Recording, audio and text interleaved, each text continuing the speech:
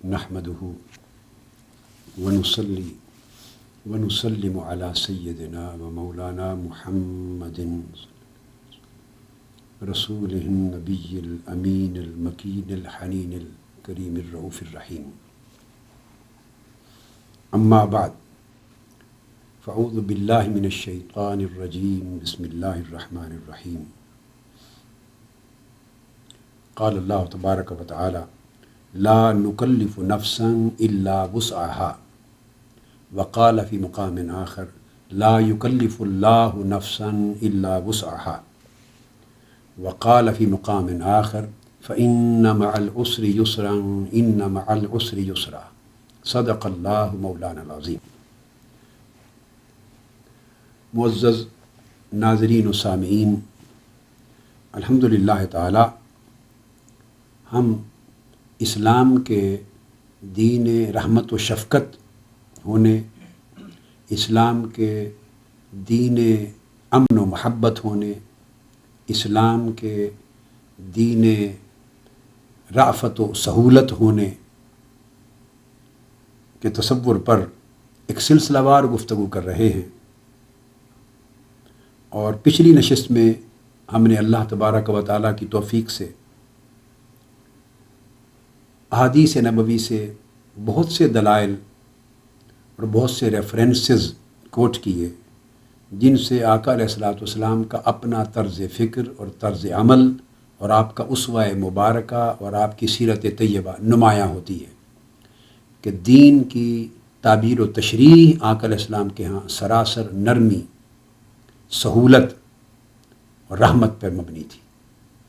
اور تمام امور میں اور تمام احکام میں، عبادات سے متعلق ہوں یا معاملات سے متعلق ہوں، امور دینی ہوں یا امور اخروی ہوں یا امور دنیاوی ہوں،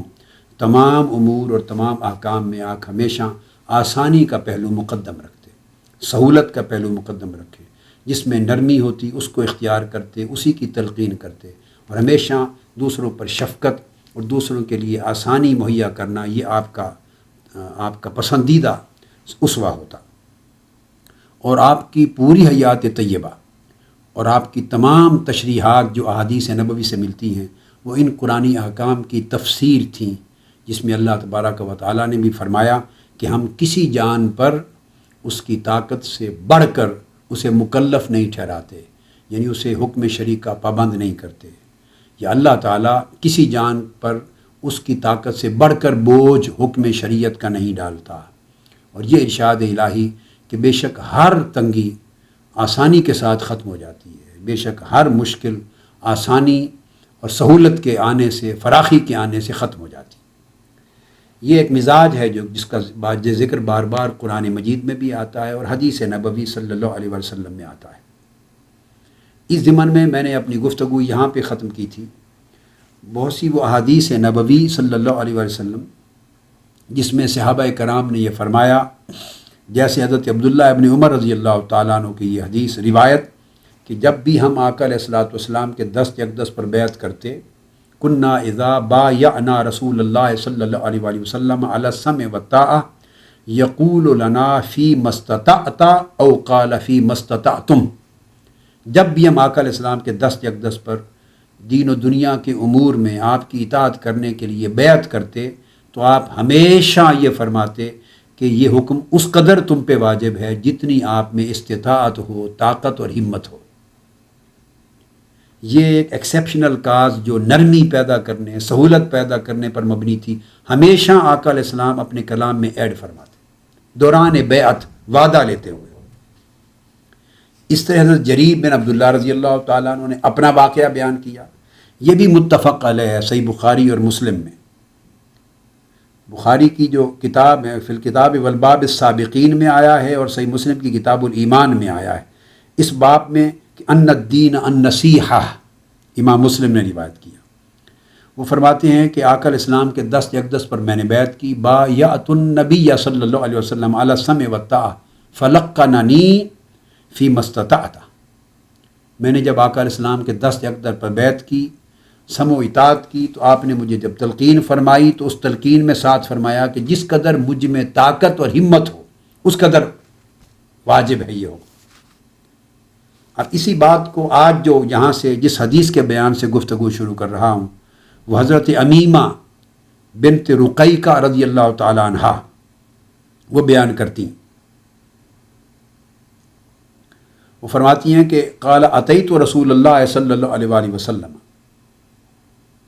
فی نسوۃ بایعنہ علی الاسلام.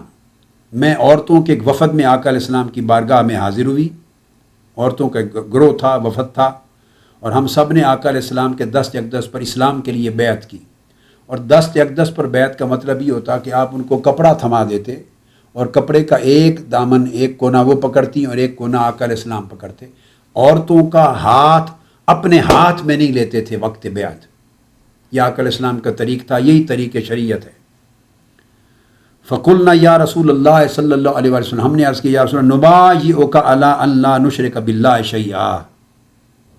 اس طرح مختلف چیزیں گنوائیں. یا رسول اللہ ہم آپ کے دست اقدس پر بیعت کرتی ہیں کہ ہم اللہ کے ساتھ شرک نہیں کریں گی، ہم کبھی چوری نہیں کریں گی، ہم کبھی بدکاری کا ارتکاب نہیں کریں گی، ہم اپنی اولادوں کو جیسے بچیاں پیدا ہوتی زندہ قتل نہیں کریں گی، ہم کسی پر بہتان تراشی نہیں کریں گی، ہم کسی بھی آپ کے حکم کی خلاف ورزی اور نافرمانی نہیں کریں گی. فرماتی ہیں کہ ہم نے آقا علیہ السلام کی بارگاہ میں بیعت کے وقت یہ عرض کیا. جب ہم یہ کہہ چکی تو جواب میں فقال رسول اللہ صلی اللہ علیہ وسلم، ہم نے یہ نہیں کہا، یہ آقا علیہ السلام نے جواباً کہا فی مستطعتن و اطقتن. آقا علیہ السلام نے فرمایا ان ساری باتوں میں جس قدر تم میں استطاعت اور طاقت ہو اور جس قدر تمہارے اندر ہمت اور صلاحیت ہو. یہ آقا علیہ السلام نے ایڈ کیا کہ یہ سب کچھ تمہارے اوپر اتنا واجب ہے جتنی تمہارے اندر استطاعت اور طاقت ہے کرنے کی، طاقت سے زائد واجب نہیں. قالت فقلنا، جب آقا علیہ السلام کا یہ ارشاد شفقت برا رحمت برا یہ کلام سنا، فقلنا ہم نے کہا اللہ و رسولہ ارحم بنا من انفسنا. ہم نے کہا اللہ اور اس کے رسول صلی اللہ علیہ وآلہ وسلم ہمارے اوپر ہماری جانوں سے بھی زیادہ رحمت اور شفقت فرمانے والے. یعنی جو بات ہمیں نہیں سوچی ہم نے کھلے وعدے کر دیے اور ایبسلیوٹ وعدہ کر دیا بیعت میں. ہمیں خیال نہیں آیا کہ ہم اپنے لیے کوئی گنجائش رکھیں. ممکن ہے اس میں سے کوئی کام کسی سٹیج پر کسی سچویشن میں ایسا ہو جائے کہ ہماری طاقت سے بڑھ جائے، استعداد سے بڑھ جائے. ہم نے اپنے لیے گنجائش نہیں چھوڑی. تو عرض فرماتی ہیں کہ خدا کی قسم اللہ کے رسول اور اللہ. اب یہاں اللہ کی تو بات اس لیے نہیں ہو رہی کہ یہ قرآن کی آیت نہیں تھی، آیت تو نہیں اتری، تو آقا علیہ السلام کا فرمان تھا، حدیث نبوی تھی فی مستطعتن و اطقتن. آقا علیہ السلام کا ارشاد تھا، آیت قرآنی نہیں تھی. مگر حضور کا ارشاد ہی تو اللہ کا ارشاد ہوتا ہے. رسول جو بولتا ہے وہ اللہ کی طرف سے بولتا ہے. وما ینطق عن الہوا ان هو الا وحی یوحی. اس لیے حضور کے ہر فرمان کی جب بات آتی تو ساتھ اللہ کا اس میں پاک شامل کیا جاتا. تو اللہ کا رسول ہمارے اوپر ہماری جانوں سے بھی زیادہ رحم و شفقت فرمانے والا ہے.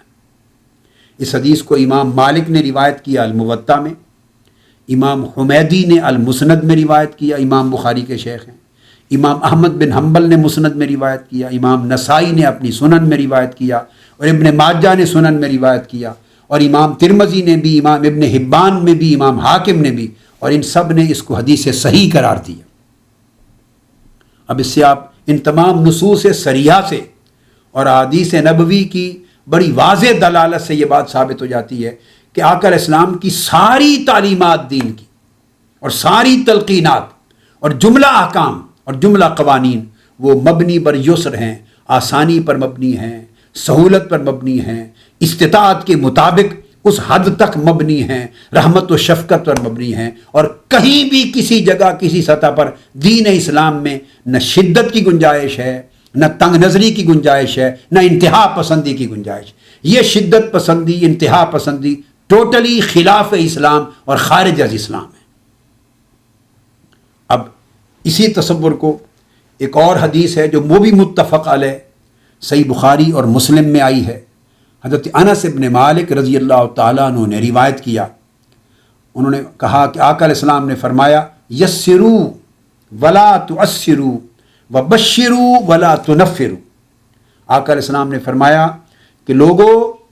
تم امت کے لیے، انسانیت کے لیے، دوسرے طبقات کے لیے اور لوگوں کے لیے صحابہ کرام کو حکم دیا،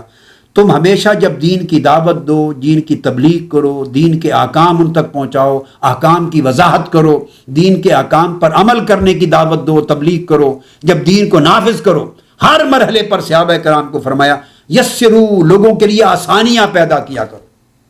آسانی پیدا کیا کرو، ولا تعسروا، کبھی تنگی، شدت اور سختی پیدا نہ کیا کرو، یہ خلاف دین ہے۔ یہ آقا علیہ السلام کا میسج تھا تمام صحابہ کے لیے اور قیامت تک تمام امت کے لیے، تمام دعات کے لیے، تمام علماء کے لیے، تمام کارکنان تحریک اسلام کے لیے، اور عمر بھر دین کی دعوت اور دین کے نفاذ کا فریضہ انجام دینے والے تمام افراد کے لیے جن کے ہاتھ میں دین کا علم اور جھنڈا ہے۔ فرمایا یسروا ولا تعسروا، جہاں بھی جاؤ جن سے خطاب کرو، جن پر دین اسلام کی دعوت دو اور جن پر دین اسلام نافذ کرو، اور اپنی زندگی میں بھی ہمیشہ آسانی پیدا کرو، ماڈریٹ طریقے سے، سافٹلی، کائنڈلی، لینینس اور کنوینینس کے ساتھ دین کا نفاذ اور دعوت دو، ولا تعسروا، اور کبھی تنگی نہ کرو، شدت کی راہ اختیار نہ کرو، انتہا پسندی اختیار نہ کرو، سختی کا طریق اختیار نہ کرو، اور پھر وبشروا ولا تنفروا، اور دین اس طریقے سے ان کے سامنے پیش کرو، اس انداز کے ساتھ پیش کرو، دین کی وہ صورت، وہ شکل، وہ فارم، وہ مینیفیسٹیشن، اس طرح کا تعارف دین کا ان کے سامنے رکھو کہ انہیں دین کی بات ان کے لیے خوشخبری لگے، ان کے دل میں فرحت آ جائے، خوشی محسوس کریں، ان کے دل کھل اٹھیں، اس کے قبول کرنے میں فرحت اور خوشی پائیں۔ ولا تنفروا، اور لوگوں کو سختی اور شدت کے طریق سے دین سے متنفر نہ کرو۔ اب آپ بولیے کون سا پہلو باقی رہ گیا ہے آج جس کی دین اسلام کی تعلیم کی ضرورت ہے، جو بات کہی جا رہی ہے، جس وجہ سے میں یہ سلسلہ وار گفتگو اس موضوع پہ کر رہا ہوں، اور اس کو تاجدار کائنات صلی اللہ علیہ وآلہ وسلم نے وضاحت کے ساتھ اور صراحت کے ساتھ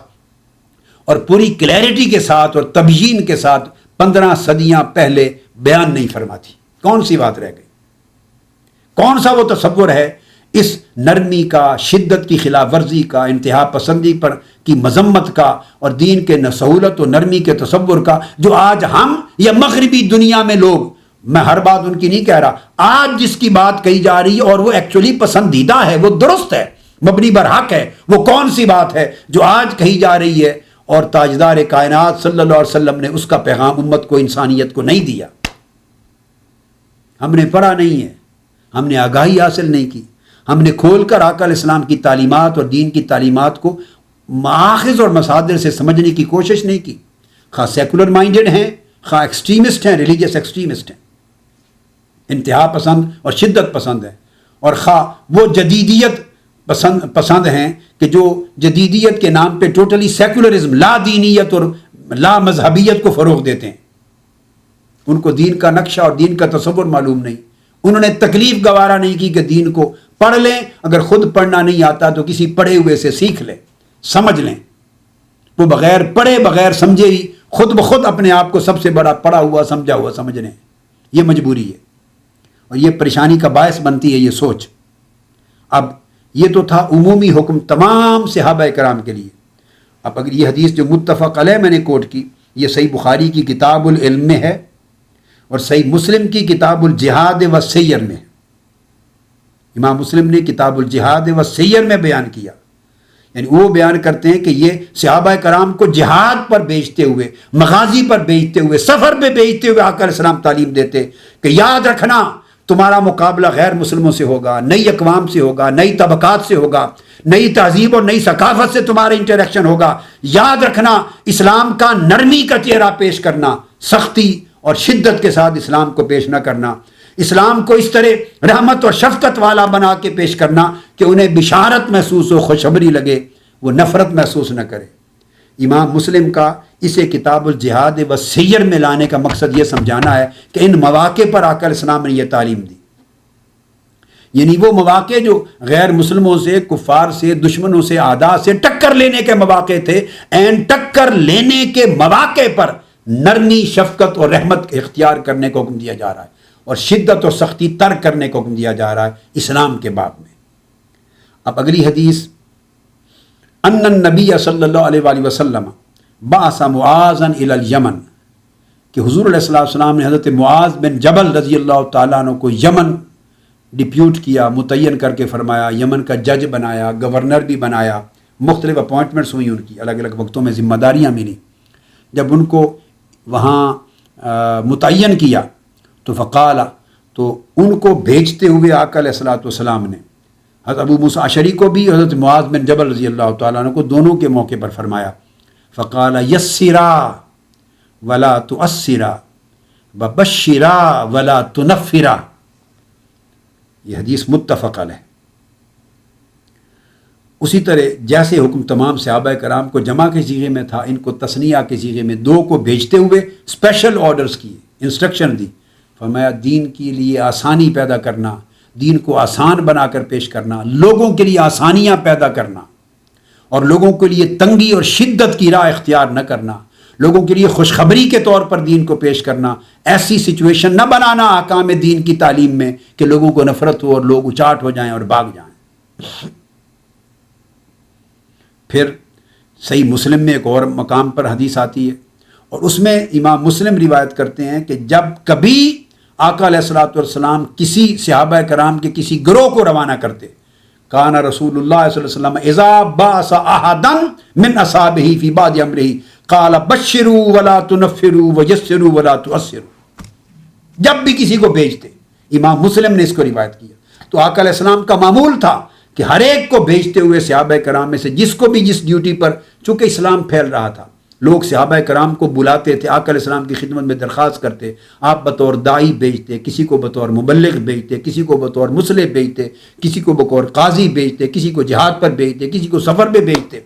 مختلف امور کے لیے ان کی انجام دہی کے لیے آقا علیہ السلام بھیجتے تھے، مختلف قبائل میں، مختلف طبقات میں، مختلف خطوں میں، ہر ایک کو بھیجتے ہوئے، چونکہ ان کا انٹریکشن یا نو مسلم نئے نئے اسلام قبول کرنے والوں سے ہوتا، اور ایٹ دا سیم ٹائم اس کمیونٹی میں، سوسائٹی میں غیر مسلم بھی ہوتے، یہود و نصارہ بھی ہوتے، کفار بھی ہوتے، تو غیر مسلموں سے بھی ہوتا، ہر ایک کے لیے آقا علیہ السلام کا یہ سٹینڈرڈ انسٹرکشن تھی جو ہر شخص کو دی جاتی کہ اسلام آسانی کا نام ہے، سہولت کا نام ہے، تنگی اور شدت کا نام نہیں، اسلام خوشخبری کا نام ہے، نفرت کا نام نہیں۔ پھر ایک اور حدیث ہے جسے ابو ہریرہ رضی اللہ تعالیٰ عنہ روایت کرتے ہیں، اور وہ بیان کرتے ہیں اس حدیث کو، اور یہ حدیث بھی متفق علیہ ہے جو اب کوٹ کر رہا ہوں، یعنی صحیح بخاری اور صحیح مسلم دونوں میں امام بخاری اور امام مسلم نے ان کو اتفاق کے ساتھ روایت کیا ہے۔ ابو ہریرہ رضی اللہ تعالیٰ عنہ فرماتے ہیں کہ آقا علیہ الصلوۃ والسلام ایک دن مسجد میں تشریف فرما تھے، صحابہ کرام بھی بیٹھے، مجلس ہے، صحابہ کرام آقا علیہ الصلوۃ والسلام کی بارگاہ میں مجلس میں حاضر ہیں۔ ایک عرابی آیا، دیہات کا رہنے والا ایک شخص، نو وارد، پہلی بار آقا علیہ السلام کی مجلس میں آیا ہے، اس کو زیادہ صحبت نہیں ملی اور اس نے تعلیم اور تربیت نہیں پائی، آقا علیہ السلام کی بارگاہ میں آیا، اسے پیشاب کی حاجت ہوئی، بوجھ ہوا، اب جگہ اس کو معلوم نہیں تھی، اس زمانے مسجد کے ساتھ تو یہ چیزیں ٹوائلٹس ہوتے نہیں تھے اور طہارت خانے نہیں ہوتے تھے، تو اب اس کی واقفیت بھی نہیں تھی، سو اس نے مسجد نبوی کے سین میں ہی پیشاب کر دیا، بال فی المسجد، مسجد کے سین میں پیشاب کر دیا۔ صحابہ کرام اس کی طرف دوڑے، یہ بخاری مسلم میں متفق ہے، اور سختی کرنے کے لیے کہ تمہیں عقل نہیں، تمہیں حیا نہیں ہے، بے ادبی، اللہ کے گھر میں مسجد میں پیشاب کر دیا اور آقا علیہ السلام کے سامنے بیٹھے پیشاب کر دیا۔ صحابہ کرام اس کی طرف دوڑے، آپ نے دیکھا کہ شاید یہ سختی کریں گے، اس کو کوئی تنبیہ کرے گا، کوئی جھنجھوڑے گا اس کو، تو آقا علیہ السلام نے فوری سب کو روک دیا، صحابہ کرام کو، فرمایا خبردار اس کو چھوڑ دو، اسے کچھ نہ کہو، جہاں اس نے پیشاب کیا ہے اس جگہ ڈول بالٹی پانی کی بھر کے پانی گرا، بہا دو، اس کے سامنے پانی بہا دو، اس کو سمجھ آ جائے گی خود بخود تمہارا عمل دیکھ کر کہ مسجد میں پیشاب نہیں کرتے، اس لیے انہوں نے بہا دیا ہے فوری طور پر۔ اور یہ حکم دے کر پھر آقا علیہ السلام نے فرمایا فَإِنَّمَا بُعِثْتُمْ مُيَسِّرِينَ وَلَمْ تُبْعَثُوا مُعَسِّرِينَ، کہ اے صحابہ تمہیں بھیجا گیا ہے لوگوں کے لیے آسانی اور سہولت پیدا کرنے والا بنا کر، اور لوگوں کے لیے تنگی اور شدت پیدا کرنا یہ تمہارا کام اور تمہارا منصب نہیں ہے، تم لوگوں کے لیے شدت اور سختی اور تنگی پیدا کرنے والے نہیں ہو، تم لوگوں کے لیے نرمی، سہولت اور ہر طرح کی آسانی پیدا کرنے والے لوگ ہو، میں نے تمہیں اس مقصد کے لیے ڈیپیوٹ کیا ہے، اس مقصد کے لیے تیار کیا ہے، اس مقصد کے لیے تمہاری تربیت کی ہے. یہ تعلیم دے کر تو ڈول پانی کا، بالٹی پانی کی بھر کے گرا دی، مگر اس عربی کو جس نے کھڑے پیشاب کر دیا تھا سامنے، اسے کچھ نہیں کہنے دیا. یہ آقا علیہ السلام کا عمل رحمت ہے، عمل شفقت ہے، اور عمل سہولت ہے، عمل نرمی اور عمل لطف و کرم ہے. حضرت ابو ہریرہ رضی اللہ تعالیٰ عنہ پھر روایت کرتے ہیں ایک اور حدیث. آقا علیہ الصلوۃ والسلام نے فرمایا، من نفس عن مؤمن کربۃ من کرب الدنیا نفس اللہ عنہ کربۃ من کرب یوم القیامہ ومن یسر علی مؤسر یسر اللہ علیہ فی الدنیا والآخرہ. یہ حدیث صحیح مسلم میں ہے، اور صحیح مسلم کی کتاب و ذکر و دعا میں یہ حدیث آئی ہے. آقا علیہ السلام، طویل حدیث ہے. آقا علیہ السلام نے فرمایا بروایت ابی ہریرہ رضی اللہ تعالیٰ عنہ کہ جس شخص نے کسی مسلمان کی زندگی سے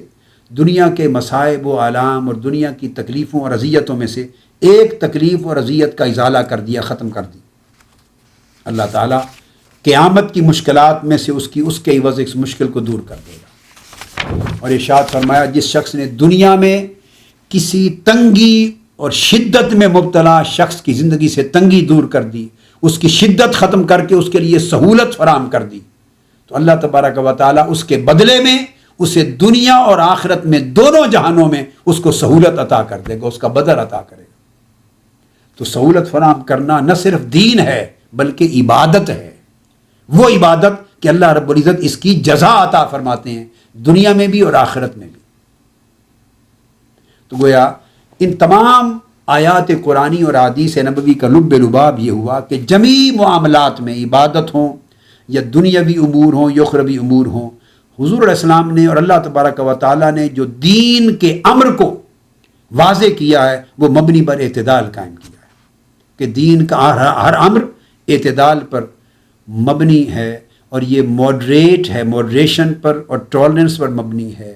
تیسیر پر مبنی ہے، ایزینس اور کنوینئنس پر مبنی ہے. اس میں غلو اور تطرف نہیں، اس میں شدت پسندی اور انتہا پسندی نہیں ہے، ایکسٹریمزم نہیں ہے، اس کے اندر ریڈیکلزم نہیں ہے، کنزرویٹزم نہیں ہے، اور حد سے بڑھ جانا مبالغہ پسندی نہیں ہے، بلکہ تمام امور میں، عبادات میں، معاملات میں، حقوق ازواج میں، حقوق اولاد میں، دنیا کے امور میں، آخرت کے امور میں، تمام امور میں اعتدال ہے، نرمی ہے، تاکہ انسانی زندگی میں سہولت اور آسانی کا غلبہ رہے، برقرار رہے. اس لیے آقا علیہ الصلوۃ والسلام اکثر و بیشتر جب صحابہ کرام کو تلقین فرما رہے ہوتے، تبلیغ فرماتے، دعوت دیتے، خطاب فرماتے، تو آپ کا کلام یہ ہوتا، اس میں یہ کلمات اکثر استعمال فرماتے، علیکم من الاعمال ما تطیقون، تم پر اعمال میں سے اس قدر واجب ہے جتنی تمہاری اندر ہمت اور طاقت اور استطاعت ہے. یہ آپ کا آقا علیہ السلام کا کثرت کے ساتھ آپ کا معمول تھا. یہ ساتھ ارشاد فرماتے علیکم من الاعمال ما تطیقون، پھر فرماتے فإن اللہ لا یمل حتی تملوا وإن أحب الأعمال إلى اللہ تعالی ما دوم علیہ وإن قل، کہ اللہ تبارک و تعالی تم پر کبھی سختی نہیں فرماتا، تمہارا نظام زندگی جزا و سزا میں کبھی تنگی نہیں کرتا جب تک کہ تم خود اپنے لیے تنگی اور سختی کا راستہ اختیار نہ کرو. تم سب خرابی پیدا کرتے ہو، خود خرابی پیدا کرتے ہو اپنے لیے، جس کے نتیجے میں سختی آتی ہے. اور اللہ رب العزت کو تو تمہارے اعمال میں سے وہ اعمال نہایت پسند ہیں جن پر ہمیشگی ہو، دوام ہو، استمرار ہو، تم پرماننٹ اس پر جاری رہو اور قائم رہو اور دائم رہو. ایسا نہیں کہ آج کیا کل چھوڑ دیا، پھر کیا چھوڑ دیا، نہیں، جس پر تمہاری استقامت ہو. اللہ کو وہ اعمال پسند ہیں وَإِن قَلَّ، خواہ مقدار اور تعداد میں وہ تھوڑے ہی کیوں نہ ہو. اللہ تبارک و تعالیٰ کثرت اعمال تم پر واجب ہی نہیں کرتا، عمل واجب کرتا ہے، خواہ تھوڑا ہو، جتنی تمہاری طاقت اور استطاعت ہے کرو، گریجولی آگے بڑھو. تو دین کا پورا مزاج اور تعلیمات اسلام کا پورا مزاج اس بنیادی تصور پر قائم ہے. اب اس پر میں 2 واقعات کوٹ کرتا ہوں، اور وہ 2 واقعات بھی ایسے جو احادیث صحیحہ میں وارد ہوئے ہیں اور متفق علیہ ہیں، وہ بھی بخاری اور مسلم میں ہی آئے ہیں. حضرت عمر بن العاص نے اپنے بیٹے حضرت عبداللہ بن عمر بن العاص کی شادی کی. دونوں صحابی ہیں، عمر بن العاص رضی اللہ تعالیٰ عنہ بھی، اور ان کے بیٹے عبداللہ بن عمر بن العاص. عبداللہ بن عمر بن العاص بڑے عبادت گزار مجاہدہ کرنے والے مرتاز تھے، شب زندہ دار، صائم الدہر دہر قائم اللیل تھے، روزانہ روزہ رکھتے، ساری رات قیام کرتے، اتنے عبادت گزار تھے عبداللہ بن عمرو بن العاص رضی اللہ تعالیٰ عنہ۔ تو ان کی شادی ہو گئی قریش کی ایک نیک اور صالح بلند رتبہ اور بلند کردار ایک خاتون کے ساتھ۔ شادی جب ہو گئی تو کئی راتیں گزر گئیں، تو انہوں نے شباشی نہیں کی اپنی زوجہ کے ساتھ، مباشرت نہیں کی، رات کو اپنی زوجہ کے ساتھ مل کے نہیں گزاری ایک رات بھی، اپنی عبادت میں مصروف رہے۔ دن ہوتا تو روزہ رکھ لیتے صبح سحری کے وقت،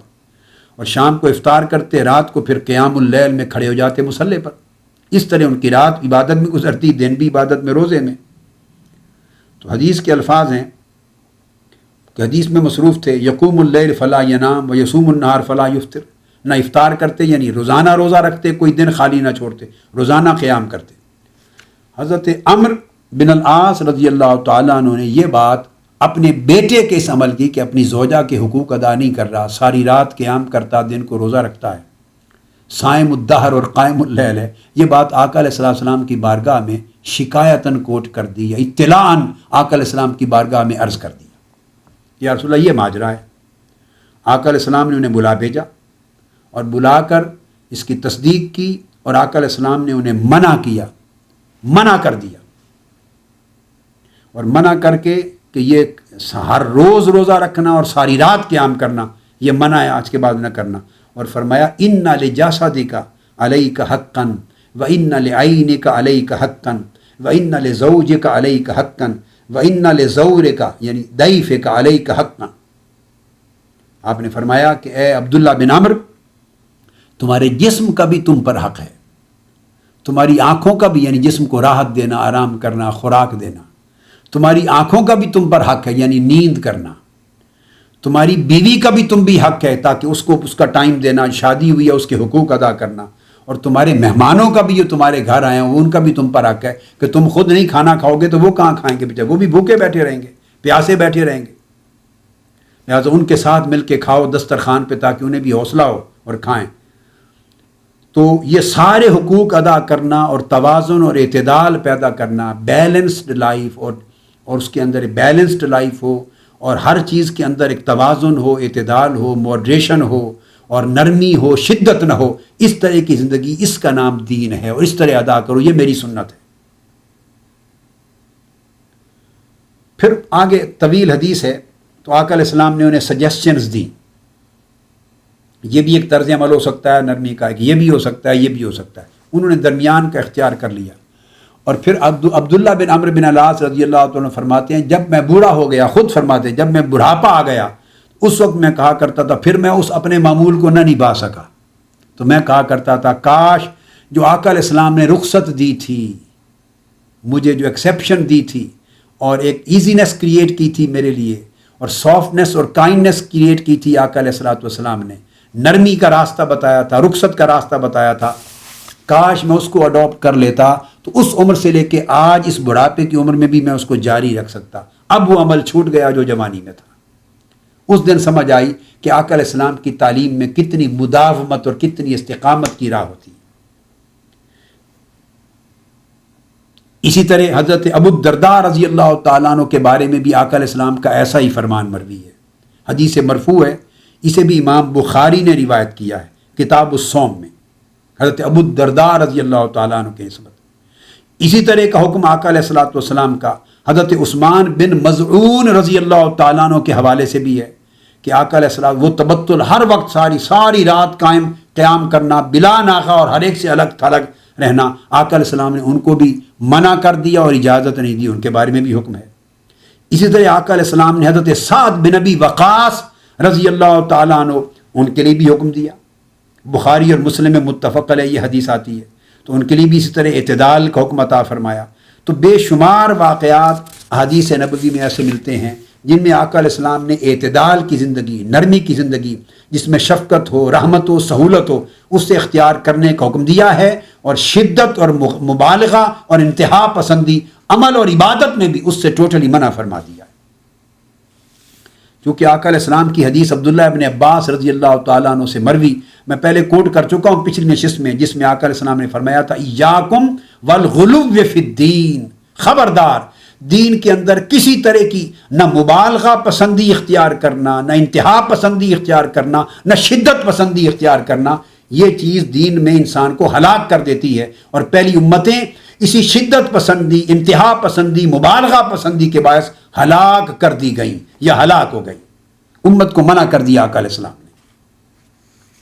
اور حضور صلی اللہ علیہ وآلہ وسلم نے ہمیشہ حیات طیبہ میں توسط کو پسند فرمایا، توازن کو پسند فرمایا، اعتدال کو پسند فرمایا، بیلنس لائف کو اور ماڈریٹ لائف کو، اس طرز عمل کو عین دین قرار دیا. اور دین کو بھی قرآن مجید میں کہا گیا امتن وسطن، یہ امت موت اعتدال کی راہ پر، توازن کی راہ پہ چلنے والی امت ہے.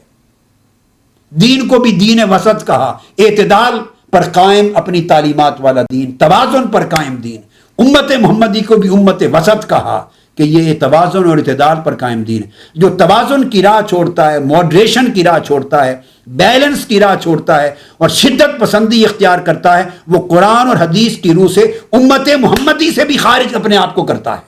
اور دین کے دائرے سے بھی خود کو خارج کرتا ہے. کیونکہ قرآن نے امت کو امتن وسطن کہا ہے کہ امت محمدی فقط وہ ہے جو اعتدال اور توازن کی راہ پہ ہوگی. جو شدت اور انتہا پسندی پہ جائے گا وہ دین کے دائرے سے، امت کے دائرے سے خود کو نکال لے گا. ایک اور حدیث وہ بھی متفق علیہ ہے، صحیح بخاری اور صحیح مسلم میں، اور صحیح بخاری کے کتاب النکاح میں آئی ہے، اور امام بخاری نے اسے کتاب النکاح میں باب الترغیب فی النکاح میں داخل کیا، نکاح کی ترغیب دینا، شادی کرنے کی ترغیب. اور صحیح مسلم کی کتاب النکاح میں آئی ہے. حضرت انس ابن مالک رضی اللہ تعالیٰ عنہ حدیث کے راوی ہیں. وہ فرماتے ہیں کہ آقا علیہ الصلوۃ والسلام کے زمانہ اقدس میں ازواج مطہرات کی خدمت میں 3 عبادت گزار آئے، ایک وفد کی صورت میں عبادت گزار آئے، 3 صحابی جو شب زندہ دار عبادت گزار راہب تھے، تارک الدنیا جس طرح ہوتے ہیں، قائم اللیل، صائم الدہر اور تارک الدنیا. 3 افراد کا وفد آیا پوچھنے کے لیے ازواج مطہرات سے، پردے میں جیسے آ کے سوال کرتے تھے صحابہ کرام سے کہ آقا علیہ السلام کے شب و روز میں عبادت کا معمول کیا ہے، تاکہ وہ ان کا خیال تھا کہ ہم اسی کی مطابقت میں اور بڑھ چڑھ کے اپنی عبادت کریں. تو انہیں بتایا گیا کہ آقا علیہ الصلوۃ والسلام کا معمول تو یہ ہے، آپ نیند بھی فرماتے ہیں، رات کا تہجد کی نماز بھی پڑھتے ہیں، آپ روزہ رکھتے بھی ہیں، کبھی نہیں بھی رکھتے، آپ کے یہ معمولات ہیں، اعتدال اور توازن پہ قائم ہے آپ کی پوری حیات طیبہ. یہ بات سن کر ان تینوں عبادت گزار لوگوں نے، جن کا طرز عمل انتہا پسندی اور شدت پسندی کا تھا عبادت کے معاملے میں، انہوں نے کہا ہمارا کیا مقام کہ ہم آقا علیہ السلام کے ساتھ مل سکیں. آقا علیہ السلام تو معصوم ہیں، ان کے اوپر تو گناہ نہیں ہے، وہ تو معصوم ہیں، تو ہم تو گناہگار لوگ ہیں، ہمیں تو گناہوں کی بخشش چاہیے، ہمیں تو اللہ رب العزت کا قرب چاہیے. آقا علیہ السلام تو ساری منزلیں پہلے سے حاصل کی ہوئی ہیں، ہم کبھی بھی اس چیز سے پیچھے نہیں رہ سکتے. سو ایک نے کہا انا اصوم الدہر فلا افطر،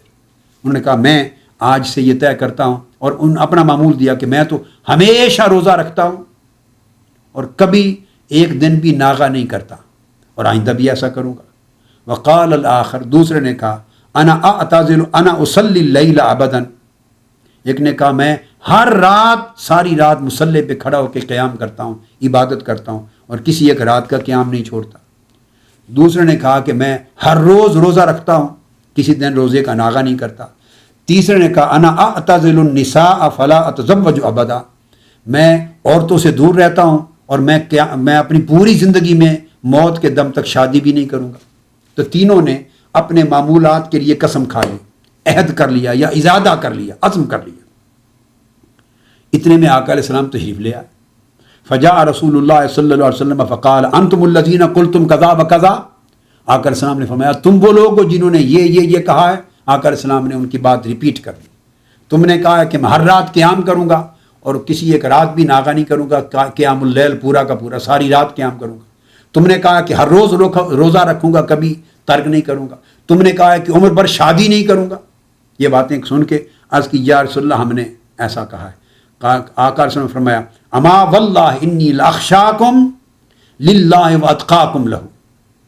کہا کہ بتاؤ کہ خدا کی قسم کیا میں تم سب سے بڑھ کر اللہ کی خشیت رکھنے والا اور اللہ کا تقوی رکھنے والا نہیں ہوں؟ خدا کی عزت کی قسم، میں تم سب سے بڑھ کر اللہ کا خوف و خشیت بھی رکھتا ہوں، اللہ کا تقوی بھی رکھتا ہوں، یعنی تم سب سے بڑھ کر اللہ کی عبادت کا جذبہ میرے اندر ہے۔ وَلَكِنِّي أَصُومُ وَأَفْطِرُ، لیکن میں روزہ بھی رکھتا ہوں اور افطار بھی کرتا ہوں، اور میں نماز بھی رات کو پڑھتا ہوں اور آرام بھی کرتا ہوں، اور میں شادیاں بھی کرتا ہوں اور میں ان کے حقوق بھی ادا کرتا ہوں۔ فَمَن رَغِبَ عَن سُنَّتِي فَلَيْسَ مِنِّي، سو یہ میری سنت ہے، جو میرا اسوہ ہے، جو میری سنت کو چھوڑ دے گا، منہ موڑے گا اس سے، وہ میری امت میں سے نہیں ہے۔ یہ معروف حدیث ہے، اس موقع پر آقا علیہ السلام نے فرمائی فمن راغب عن سنتی فلیس منی۔ یہ صرف نکاح اور شادی کے موقع پر نہیں بلکہ 3 چیزیں جمع کی تھی: ہر رات قیام کرنا اور بیوی بچوں کے حقوق نہ ادا کرنا، جسم کے حقوق ادا نہ کرنا، آرام نہ کرنا، روزانہ روزہ رکھنا، کبھی افطار نہ کرنا، اور شادی نہ کرنا، اس طرح متزوج نہ رہنا اور تارک الدنیا رہنا۔ تو ان 3 چیزوں کے رد میں آقا علیہ السلام نے فرمایا کہ میں اللہ سے سب سے زیادہ ڈرنے والا، سب سے زیادہ اللہ کی خشیت رکھنے والا، سب سے زیادہ اللہ کا تقوی رکھنے والا، سب سے زیادہ اللہ کی عبادت کرنے والا ہوں۔ لہٰذا میری عبادت کا طریقہ یہ ہے کہ میں رات کی عبادت بھی کرتا ہوں اور بستر پہ سوتا بھی ہوں، میں روزے بھی رکھتا ہوں اور چھوڑتا بھی ہوں، اور میں شادیاں بھی کرتا ہوں اور ازواج کے حقوق بھی ادا کرتا ہوں۔ سو یہ میری سنت ہے، یہ میرا طرز عمل ہے، یہ میرا شیوا ہے، یہ میرا شعار ہے، یہ میرا اسوہ ہے۔ جو شخص میری اسوہ سنت اور سیرت کو چھوڑ کر نیا طریق اختیار کرے گا وہ میری امت میں سے نہیں ہے، یہ معنی۔ اسی طرح آقا علیہ الصلوۃ والسلام نے ایک اور موقع پر فرمایا، جسے حضرت عبداللہ ابن مسعود رضی اللہ تعالیٰ عنہ روایت کرتے ہیں، فرمایا قال قال رسول اللہ صلی اللہ علیہ وسلم ہلک المتنطعون قالها ثلاثا، ہلک المتنطعون، ہلک المتنطعون، ہلک المتنطعون۔ آقا علیہ السلام نے فرمایا شدت پسند مارے گئے، شدت پسند مارے گئے، شدت پسند ہلاک ہو گئے، انتہا پسند ہلاک ہو گئے، انتہا پسند ہلاک ہو گئے، انتہا پسند ہلاک ہو گئے۔ التنطع جس سے متنطعون ہے، یہ شدت پسندوں کو، انتہا پسندوں کو، مبالغہ پسندوں کو کہا جاتا ہے۔ تو آپ اندازہ کر لیں اس سے بڑا میسج دین اسلام کا اور کیا ہوگا کہ آقا علیہ السلام نے فرمایا ہلاک المتنطعون، دین کے اندر شدت پسندی اختیار کرنے والے ہلاک ہو گئے، دین کے اندر انتہا پسندی اختیار کرنے والے ہلاک ہو گئے۔ اس حدیث کو امام مسلم نے روایت کیا، صحیح مسلم میں کتاب العلم حدیث صحیح ہے، باب بھی اسی عنوان سے قائم کیا کہ شدت پسند اور انتہا پسند ہلاک ہو گئے۔ امام مسلم نے باب بھی یہی قائم کیا ہے کہ ایکسٹریمسٹ، ٹیرورسٹ، ایکسٹریمسٹ ہلاک ہو گئے، باب ہلک المتنطعون۔ اب اس سے زیادہ اسلام کا میسج اور کیا کلیئر ہو سکتا ہے؟ اور آقا علیہ السلام کے فرمان سے، اللہ اور اللہ کے رسول کی آیات قرآنی اور حدیث نبوی سے اس سے زیادہ کلیئرٹی اور کیا ہو سکتی ہے؟ اسلام کا کیس اس سے زیادہ اور کلیئر کیا انسان سمجھے گا؟ اب اس پر ایک اور مثال آقا علیہ السلام کی اپنی حیات طیبہ کی پیش کرتا ہوں۔ آقا علیہ السلام اپنی ذات اقدس میں کئی بار ایسا ہوتا، کئی بار، ہمیشہ نہیں، کئی بار ایسا ہوتا کہ ایام وصال، صیام وصال رکھتے، کئی ایام میں مسلسل روزے رکھنے شروع کر دیتے۔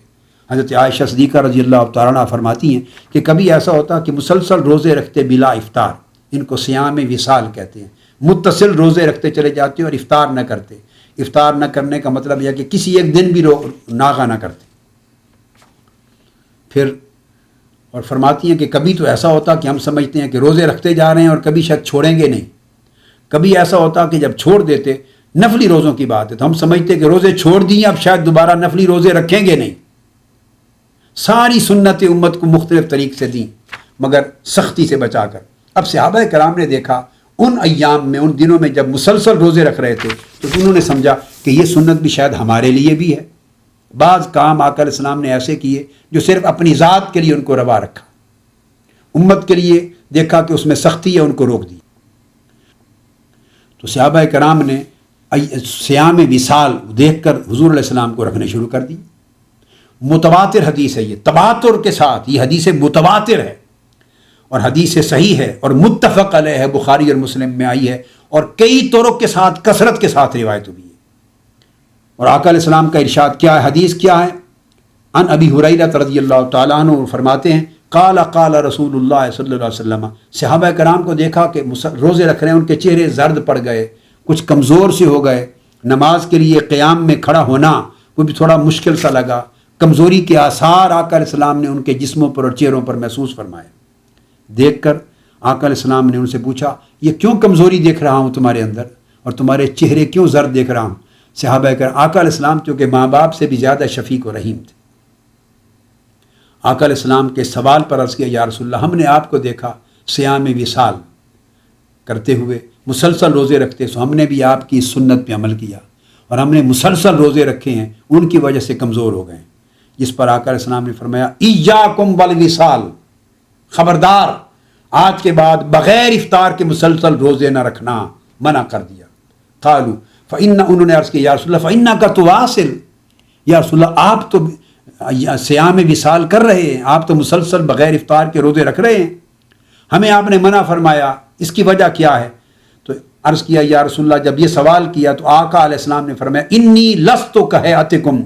انی ابیت یطعمنی ربی ویسقینی، فرمایا اللہ کی عزت کی قسم میں تم میں سے کسی شخص کی مثل نہیں ہوں۔ یہ حدیث متفق علیہ، متفق علیہ حدیث۔ بعض لوگ اس سے یہ بھی، اور پھر فی روایت متفق علیہ بخاری مسلم میں دوسری روایت میں یہ فرمایا، ایکم مثلی، تم میں سے کون ایک شخص ہے جو میری مثل ہو؟ تم میں کوئی شخص میری مثل نہیں، تم میں کوئی شخص میری حیت پر نہیں، تم میں کوئی شخص میری مثال نہیں ہے، میں کسی کا مثل نہیں ہوں۔ یہ سارے الفاظ مختلف احادیث میں آئی ہیں اور سب متفق علیہ حدیث ہیں۔ فرمایا، انی ابیت، میں رات اس حال میں گزارتا ہوں، یطعمنی ربی، میرا رب خود مجھے اپنے دست شفقت سے کھلاتا ہے، ویسقینی، اور اپنے دست محبت سے پلاتا ہے، اپنے جام محبت سے پلاتا ہے، اپنے دست قدرت سے پلاتا ہے۔ رات کو میرا رب خود مجھے اپنی شان کے لائق کھلاتا اور پلاتا ہے، میں دن کے کھانے پینے کا محتاج نہیں، جب کبھی زندگی میں کھاتا ہوں پیتا ہوں، یاد رکھ لو وہ میری محتاجی نہیں ہے، مجھے تو رب کا راتوں کو کھلانا پلانا کافی ہے، وہ میں کھانا پینا تمہارے لیے سنت بنانے کی خاطر کرتا ہوں۔ کھانا کھاتا ہوں اس وجہ سے نہیں کہ نہیں کھاؤں گا تو میں زندہ نہیں رہوں گا، پیتا ہوں تو اس وجہ سے نہیں کہ میرا جسم محتاج ہے، اگر پیوں گا نہیں تو فوت ہو جاؤں گا معاذ اللہ، زندہ نہیں رہوں گا، نہیں، میں اس دنیاوی خوراک اور دنیاوی مشروب کا محتاج نہیں ہوں، مجھے تو میرے رب کا، مجھے راتوں کو کھانا پلانا کافی ہے، رب کا کھلانا پلانا کافی ہے۔ رات میری اس حال میں، اس شان میں، بارگاہ الہی میں، اس قرب میں گزرتی ہے، اس کیفیت میں گزرتی ہے، اس حال میں گزرتی ہے کہ میرا رب اپنے دست قدرت و شفقت کے ساتھ مجھے کھلاتا بھی رہتا ہے، پلاتا بھی رہتا ہے، اور یہ وہ قربت کا عالم ہے، اور حضور بارگاہ ایزدی میں اللہ کا کھلانا پلانا یہ وہ شان ہے کہ تم اس کا تصور بھی نہیں کر سکتے، اس کو سمجھ بھی نہیں سکتے، اس کی کیفیت کا اندازہ بھی نہیں کر سکتے۔ لہذا وہ شان میرے کھانے پینے کی جس کا تم تصور اور گمان بھی نہیں کر سکتی، کون ہے تم میں سے جو اس شان کا حامل ہو؟ سو ایکم مثلی، کون ہے تم میں میری مثل،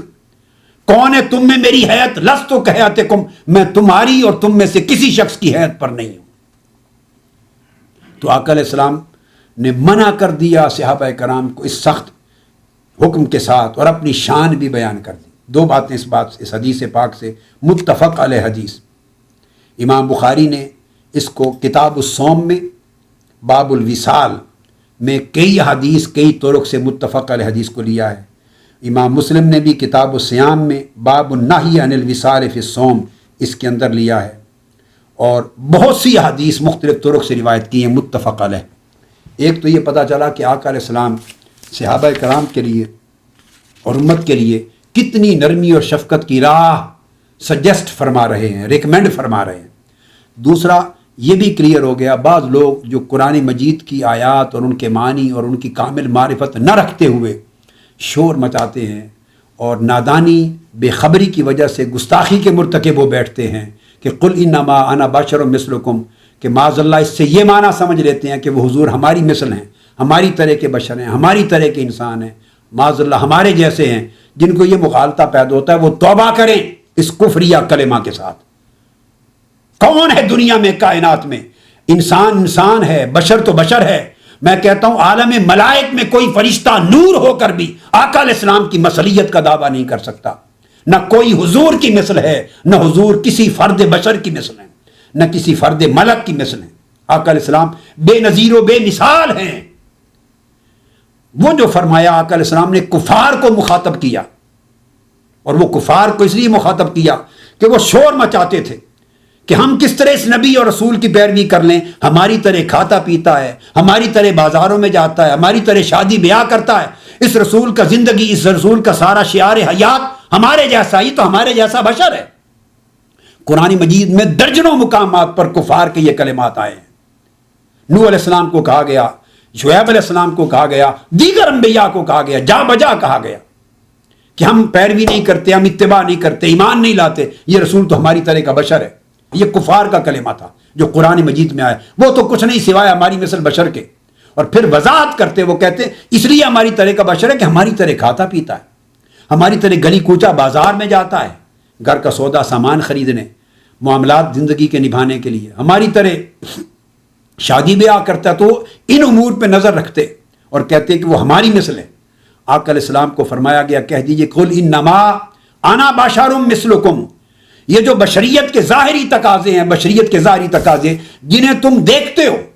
میں اس وقت بشریت کے ظاہری تقاضوں میں تمہارے جیسا تمہیں نظر آتا ہوں، تمہاری مثلوں ان ظاہری تقاضوں میں، ان ظاہری تقاضوں کی مثلیت کو دیکھ کر اس پر میری شان قیاس نہ کر لینا کہ کہیں مجھے ہی اپنے جیسا سمجھنے لگو، اس پر میرا مقام متعین نہ کر دینا کہ کہیں میرا مقام بھی معاذاللہ اپنے جیسا سمجھنے لگو، میری حقیقت و ماہیت کو یہ سمجھنے لگ جانا، میری ذات کی معرفت کہیں اس سے اخذ نہ کرنے لگ جانا۔ یہ بشریت تو ظاہر ہے، انسان کا ظاہری وجود ہے۔ ہاں میں فقط ظاہری حیات میں، جس کو بشریت کہتے ہیں، ظاہری حیات کے ان تقاضوں میں تمہارے جیسا ہوں، مگر میرا باطن، میری حقیقت، میری شان یہ نہیں ہے جو تم مغالطے میں مبتلا ہو۔ میری شان یہ ہے کہ میرے قلب پر اللہ کا نور اترتا ہے، اللہ کا کلام اترتا ہے، جو زمین و آسمان پہ بھی اترتا تو برداشت نہ کر سکتے، وہ کلام نبی کی ذات پہ اترتا ہے، نبی کے قلب پہ اترتا ہے، خدا مجھ سے مخاطب ہوتا ہے۔ مقام یہ ہے کہ عرش معلیٰ پہ جاتا ہوں، ملائکہ اور جبرائیل جن کے پر جلتے ہیں وہ نیچے رہ جاتے ہیں، میں لا مقام میں جاتا ہوں، میں مقام کعبہ قوسین ادنیٰ پہ جاتا ہوں، بغیر جبرائیل کے خدا براہ راست مجھ سے کلام کرتا ہے، مجھ سے القاء کرتا ہے، اپنا حجاب اٹھا دیتا ہے، میں نور حق بغیر حجاب کے دیکھتا ہوں۔ کون دیکھ سکتا ہے اس کائنات میں؟ یہ ظاہری بشری مثلیت اور ہے، اور حقیقی مثلیت اور حیاتی مثلیت اور ہے۔ اور پھر بشری مثلیت میں بھی ان چیزوں میں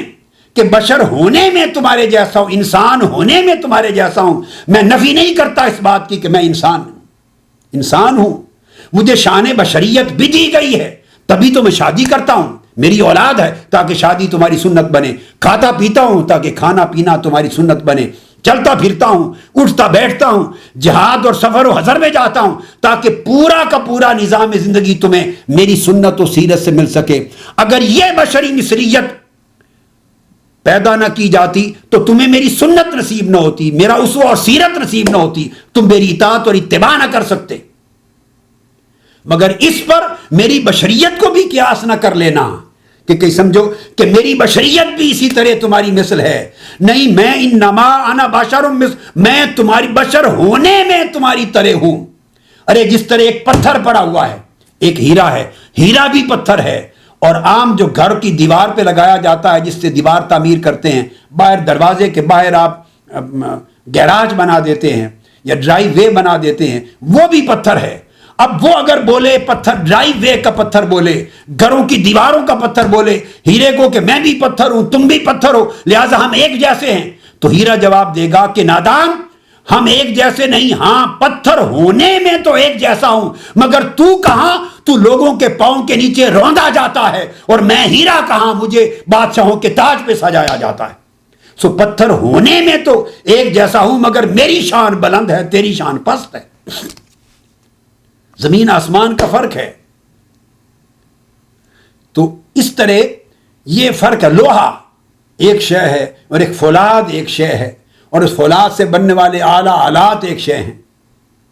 تو یہ جو ڈیفرنس آ جاتا، ہر چیز، برتن ہے ہمارے مٹی ہے، مٹی سے بنتے ہیں، یہ کپ، یہ ڈنر سیٹ، یہ ٹی سیٹس بھی مٹی سے بنتے ہیں، ریفائن ہوتے ہوتے شستہ ستھرے صاف مصفہ مزکہ ہوتے ہوتے ایک سٹیج آتی ہے، اس سے امریکن ڈنر سیٹ بھی بنتا ہے، فرینچ ڈنر سیٹ بھی بنتا ہے، برٹش ڈنر سیٹ بھی بنتا ہے، جو آپ لاکھوں روپے کے ساتھ خریدتے ہیں، اور ایک وہ مٹی کے ڈھیر ہیں جو اٹھا کے آپ پھینک دیتے ہیں، جو گلی گلی میں پڑے ہوتے ہیں مٹی کے ڈھیر۔ اب وہ مٹی بولے اس ڈنر سیٹ کو جو لاکھوں روپے کا ہے، ملین کا ہے، اس کو بولے کہ میں بھی مٹی تم بھی مٹی، ہم ایک جیسے ہیں، مثل ہیں، تو پھر وہ بولے گا وہ برتن کہ ہاں میں مٹی ہونے میں، کہ اصلاً میرا جو جسم ہے وہ مٹی سے ہے، تو اس مٹی ہونے میں تو ایک جیسا ہوں، فقط ہونے کے عمل میں، مگر میری مٹی تیری مٹی ایک جیسی نہیں ہے، تو اور ایک پروسیس میں ایک جیسے ہیں، ایک پروسیس میں، مگر تو اور ہے، تو پاؤں کے نیچے روندی جانے والی مٹی ہے، اور میں لاکھوں روپے کے ساتھ ایک چھوٹا سا کپ پر مشتمل ڈنر سیٹ ہے، میں لاکھوں روپے کا ڈنر سیٹ بنتا ہوں، ٹی سیٹ بنتا ہوں۔ تو حجر اسود کعبۃ اللہ کے پتھر ہیں، وہ بھی پتھر ہیں، صفا مروہ کے بھی پتھر ہیں، اور زمین پر پڑے ہوئے ہر پہاڑی سرزمین کے پتھر ہیں۔ وہ بولیں کہ میں صفا مروہ جیسا ہوں، وہ پتھر بولے کہ میں حجر اسود جیسا ہوں، میں کعبۃ اللہ کے پتھروں جیسا ہوں۔ ارے ان پتھروں کو آپ پاؤں سے ٹھکراتے، اس پتھر کو آ کے چومتے ہیں، تو مثلکم کیسے ہو گیا؟ وہ کہے گا ہاں پتھر ہونے میں، اس پتھر میں سے ہونے کی جو نسبت ہے، اس نسبت میں تو ایک جیسا یکسانیت ہے، مگر میں وہ پتھر کے کعبے کی زینت ہوں، مجھے انبیاء بھی چومتے ہیں، اور تو وہ پتھر جو نیچے دھکے کھاتا پھرتا ہے۔ لہٰذا یہ ہے بشر مثلکم کا معنی، کہ مٹی سے بشر ہونے میں ایک جیسا ہوں، مگر مٹی بھی ایک جیسی نہیں۔ ہماری مٹی وہاں ہے جہاں قبر ہماری بنتی ہے، حدیث پاک سے اور قرآن مجید سے ثابت ہے، اس شخص کا جسم اس مٹی سے بنا ہے جہاں وہ دفن ہوتا ہے، جہاں اس کی قبر بنتی ہے۔ آقا علیہ السلام کی بشریت مقدسہ میں جو مٹی استعمال ہوئی وہ ہے جہاں قبر انور ہے، حضور کا روضہ اطہر ہے، گنبد خضرا ہے، اور وہ کہاں ہے؟ آقا علیہ السلام نے فرمایا ما بین بیتی و منبری روضۃ من ریاض الجنہ، میرا گھر، میرا حجرہ عائشہ رضی اللہ تعالیٰ عنہ، وہاں سے لے کر میرے منبر تک سارا خطہ جنت کے اعلیٰ باغات میں سے ایک باغ ہے۔ تو جہاں آقا علیہ السلام جس مٹی سے بنے وہ ہے جہاں قبر انور بنی، اور جہاں قبر انور بنی وہ روضۃ من ریاض الجنہ ہے، وہ جنت کی مٹی ہے، اور جنت کی مٹی مٹی ہو کر بھی نور ہے، وہ خاک نہیں ہے۔ جنت کا پانی نور، جنت کے درخت نور، جنت کے رضوان نور، حور و قصور نور، جنت کا پانی نور، جنت کے چشمے نور، جنت کی شراب نور، جنت کی ہر شے نور ہے، چونکہ جنت خود نور ہے، نام اس کا مٹی ہے، چونکہ شکل اس کی مٹی جیسی ہے، جیسے ہم اپنی زمین پر مٹی کو دیکھتے ہیں تو جنت میں بھی مٹی ہے سفید نور کی، بولا مٹی جا یہ جنت کی مٹی ہے، یہ زمین کی مٹی ہے، تو کہا جائے گا مٹی ہونے میں ہم ایک جیسے ہیں، مگر فرق یہ ہے کہ میں جنت کی مٹی تو زمین کی مٹی، میری تخلیق بھی نور سے مٹی ہو کر بھی نور ہو، اور تم مٹی ہو کر کہیں پلید مٹی ہے کہیں پاک مٹی۔ لہذا آقا علیہ السلام کا جسد بشری جس مٹی سے بنا وہ مٹی بھی جنت کی مٹی ہے، اور جنت کی مٹی خود نور ہے، تو آقا کی بشریت بھی نورانی ہو گئی۔ یہی وجہ ہے کہ سورج میں چلتے مگر اس پر سایہ زمین پہ نہ آتا، یہی وجہ ہے کہ آپ جہاں بیٹھتے کبھی مکھی آ کے نہ بیٹھتی اس بشری جسم پر، یہی وجہ ہے کہ جس گلی کوچے سے آقا گزر جاتے وہاں کی خوشبو پہچان کر صحابہ جان لیتے کہ محبوب اس راستے سے گزرا ہے، چونکہ وہ بشری جسم کی خوشبو تھی۔ لعاب دہن اگر حضرت علی کی دکھتی ہوئی آنکھ میں لگا دیتے تو آنکھ شفا یاب ہو جاتی، گری ہوئی آنکھ جو زخم سے نیچے گر گئی تھی نیزے کی نوک سے، نیزے سے اس کو دوبارہ لگا دیتے لعاب دہن سے، وہ شفا یاب ہو جاتی۔ کھارے کڑوے پانی کے کنویں میں اس بشری جسم کا لعاب دہن مبارک ڈال دیتے تو پانی شکر کی طرح میٹھا ہو جاتا، ہاتھ لگا دیتے مردے زندہ ہو جاتے، جس ہاتھ میں انگلیاں ڈبو دیتے تھوڑا سا ایک کوزے کا پانی 500 صحابہ کے غسل اور وضو کو کافی ہو جاتا۔ ہاں یہ بشری جسم تھا، اسی بشریت کا بشر مثلکم، اس کے برکات کا عالم یہ، ان کے فیوزات کا عالم یہ، ان کی کرامات کا عالم یہ۔ تو مثلکم کا معنی سمجھنا چاہیے کہ مصریت کا اطلاق کس شے پر ہے، جیسے کوئی کہا جائے ہاں ہم انسان ہونے میں ایک جیسے ہیں، مسلمان بھی کہے کافر بھی کہے میں انسان ہونے میں وہ بھی انسان ہے میں بھی انسان ہوں، مگر اس کی انسانیت دوزخ کا ایندھن بن رہی ہے کافر کی، اس کی انسانیت جنت کی رونق بن رہی ہے، زینت بن رہی ہے۔ مومن اور فاسق بھی کہے ہاں انسان ہونے میں ایک جیسے، ولی اور ایک بدکار بھی کہے انسان ہونے میں ایک جیسے ہیں، نبی اور غیر نبی کہے، ایک طرف نبی اور رسول ہے انسان، ایک طرف کافر کھڑا ہے، ہاں بھی بشر ہونے انسان ہونے میں ایک جیسے ہیں۔ تو یہ وہ نسبت ہے، مگر اس کا قطعی اطلاق مرتبہ کے ساتھ، شان کے ساتھ، حال کے ساتھ، مقام کے ساتھ، حیت کے ساتھ، کیفیت کے ساتھ کبھی اس کا اطلاق نہیں ہو سکتا۔ اور پھر یہ خطاب کافروں کے لیے جن کی نگاہ مسلیت پہ ہی پڑا کرتی تھی، یہ خطاب نہ ابو بکر کا ہے، نہ عمر کو ہے، نہ عثمان کو ہے، نہ علی کو ہے۔ اس آیت کریمہ کے مخاطب کفار اور مشرکین ہیں، مومنین کو نہیں کہا، چونکہ وہ مسلیت کو تکتے نہیں تھے، وہ فوقیت و فضیلت کو دیکھتے تھے۔ وہ یہ نہیں دیکھتے تھے کہ ہمارے ساتھ کھاتے پیتے ہیں، یہ نہیں دیکھتے تھے۔ وہ یہ دیکھتے تھے کہ انگلی اٹھتی ہے تو چاند کا سینہ چڑھ جاتا ہے، وہ یہ دیکھتے کہ ہاتھ اٹھتا ہے تو ڈوبا سورج پلٹ آتا ہے، وہ یہ دیکھتے تھے کہ پتھروں کو اشارہ کرتے ہیں تو کلمہ پڑھتے ہیں، درخت کی طرف انگلیاں اٹھاتے ہیں تو زمین کا سینہ چیر کر سجدہ ریز ہو جاتا ہے۔ ان کی نگاہ ان چیزوں کو دیکھتی تھی۔ ابو جہل اور ابو لہب کی نگاہ ان مسلیت کی باتوں کو دیکھتی تھی۔ ایک عظیم الشان یہ پہلو تھا آقا علیہ السلام کی شان اقدس کا، جو اس حدیث پاک کی روشنی میں قرآن مجید کی تفسیر ہو گئی، یہ واضح ہوا۔ اور وہ مضمون اپنی جگہ مسلم جس کا ہم ذکر کر چکے کہ آقا علیہ السلام کی ساری تعلیمات اور قرآن کے تمام احکام اور دین کے تمام احکام و تعلیمات مبنی ہیں رحمت پر، شفقت پر، نرمی پر، سہولت پر، اور قطعاً کسی مقام پر ان میں نہ شدت کی گنجائش ہے، نہ انتہا پسندی کی گنجائش ہے، نہ مبالغہ پسندی کی گنجائش ہے، اور جائے کہ جبر و بربریت و دہشت گردی کی گنجائش ہے، وہ تو ہے ہی سراسر کفر۔ اللہ تبارک و تعالی ہمیں اسلام کا اور قرآن و سنت کا صحیح فہم اور صحیح معرفت عطا کرے۔ یہ مضمون انشاءاللہ تعالی